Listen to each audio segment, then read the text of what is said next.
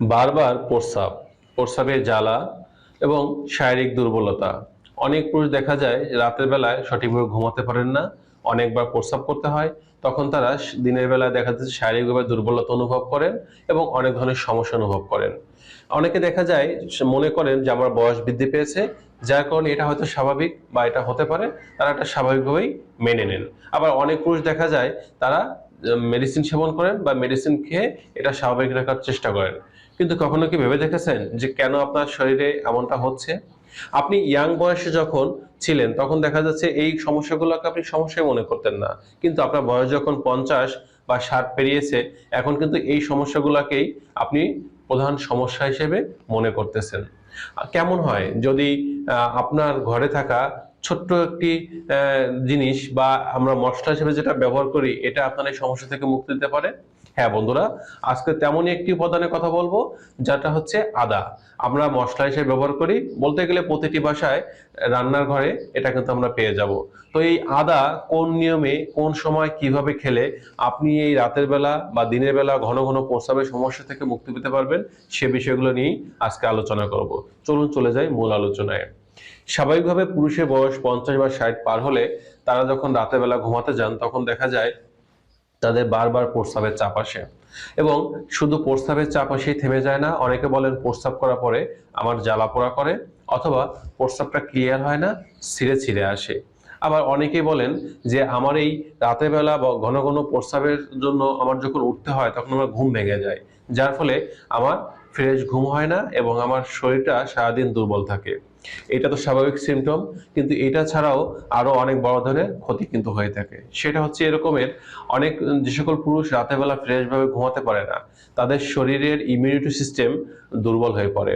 অর্থাৎ আমরা অনেকেই হয়তো জানি যে আমরা যখন রাতের বেলা ঘুমাই তখন আমাদের শরীর কিন্তু বসে থাকে না, আমাদের সারাদিনের ক্লান্তি দুর্বলতা এটা দূর করতে কাজ করে এবং আমাদের কোষ বা সেলগুলাকে রিপেয়ার করতে কাজ করে অটোফেজি নামক এক প্রকার যে সিস্টেম।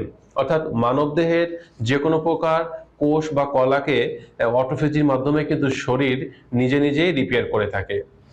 কিন্তু আপনি যখন ফ্রেশভাবে ঘুমোতে পারছেন না বা বারবার রাতে আপনার উঠতে হচ্ছে প্রস্রাব করার জন্য, তখন কিন্তু আপনার শরীর এই যে কাজটা করতেছিল সেটা সঠিকভাবে করতে পারে না। এবং দিনের বেলা যখন আপনি সকালে ঘুম থেকে ওঠেন তখন দেখা যায় রাতের যে ক্লান্তি দুর্বলতা এটা আপনার মধ্যে সারাদিন থাকে, একটা ঝিমুনি ভাব, একটা ক্লান্তি, অস্থিরতা এগুলো থাকে। এবং এর পাশাপাশি আপনার মেটাবলিজম সিস্টেমটা কিন্তু দুর্বল হয়ে যায় বা হজম শক্তি সঠিকভাবে হয় না, যার ফলে দেখা যায় বদহজম, শরীরে রক্তশূন্যতা, ভিটামিনের অভাব, নানান ধরনের সমস্যাগুলো দেখা দিয়ে থাকে। তো এবার আসি এই সমস্যাগুলো দূর করার জন্য আদা আপনারা কোন নিয়মে খাবেন, কখন খাবেন।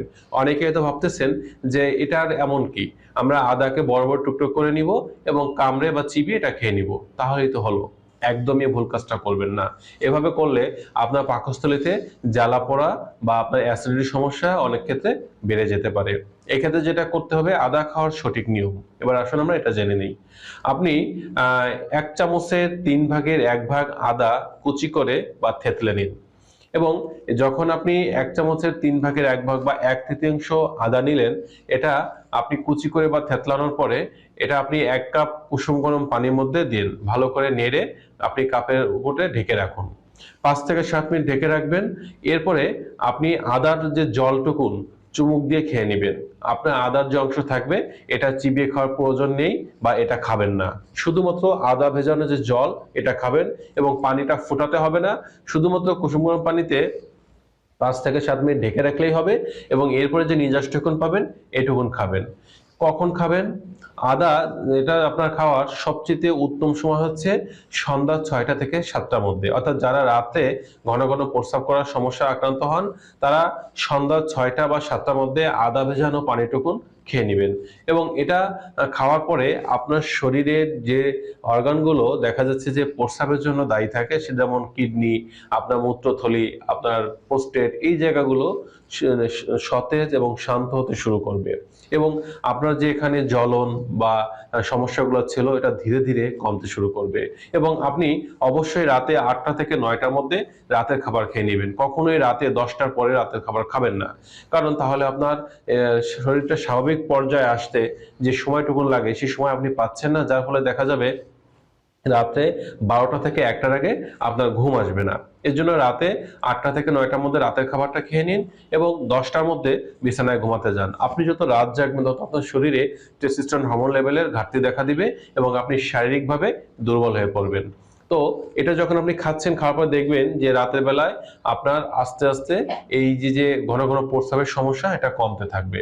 আবার অনেকে বলেন যে আমার রাতের বেলা থেকে দিনের বেলা সমস্যা বেশি হয় বা বারবার প্রস্রাব করতে যেতে হয়।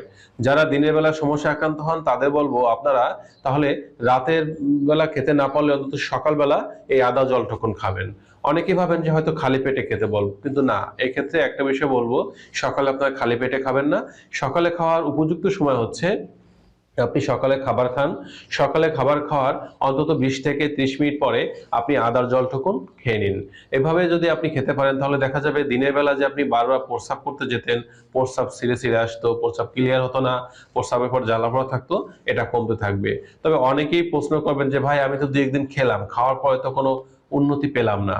একটা বিষয় বুঝতে হবে, এটা কোনো মেডিসিন না, এটা ফুড সাপ্লিমেন্ট। এটা খাওয়ার সাথে সাথেই আপনি উন্নতি অনুভব করবেন না। আপনার উন্নতিটা যদি অনুভব করতে হয় তাহলে নির্দিষ্ট কয়েকটা দিন নিয়মিত এটা সেবন করতে হবে, তাহলে কেবলমাত্র আপনি এর সুফলটা লাভ করতে পারবেন। যদি কখনো এমনটা হয় যেটা খাওয়ার পরে আপনি মনে করেন যে আপনার কোনো প্রকার অস্বস্তি বা জ্বালাপোড়া এগুলোর সমস্যা আপনি অনুভব করতেছেন, তাহলে কি করবেন, আপনি পরিমাণে আরো একটু কমিয়ে খাবেন, কিন্তু কখনো পরিমাণটা বাড়াবেন না। এভাবে যদি আপনি নির্দিষ্ট কিছুদিন খেতে পারেন তাহলে দেখা যাবে রাতের বেলা যে আপনার প্রস্রাবের সমস্যা ছিল, ঘন ঘন প্রস্রাব আসতো, প্রস্রাবের জ্বালা যন্ত্রণা অনুভব করতেন এবং দিনের বেলা যে শারীরিক দুর্বলতা ছিল, প্রস্রাব ছেড়ে ছেড়ার সমস্যা ছিল, এগুলো আস্তে আস্তে কমতে শুরু করবে। আপনার শরীর যখন বুঝতে শুরু করবে যে না, এটা আপনার শরীরের জন্য প্রয়োজন এবং শরীর যখন এটা মানিয়ে নিবে, তখন দেখবেন যে আস্তে আস্তে আপনি এর সঠিক উন্নতি বা সুফলটা উপভোগ করতে শুরু করছেন। তো বন্ধুরা, এবার আসুন আরেকটা বিষয় আপনাদের বলি, সেটা হচ্ছে 50 এবং 60 বছর বয়স্ক পুরুষের স্বাস্থ্য বিষয়ক কোনো তথ্য বা পরামর্শ যদি পেতে হয় তাহলে অবশ্যই আপনারা কমেন্ট করতে পারেন। আমি এবং আমার টিম চেষ্টা করব আপনাদের কমেন্টে রিপ্লাই দেওয়ার জন্য এবং এই বিষয়ে নতুন কোনো তথ্যবহুল ভিডিও উপহার দেওয়ার জন্য। সে পর্যন্ত সকলে ভালো থাকবেন। আজ এ পর্যন্ত।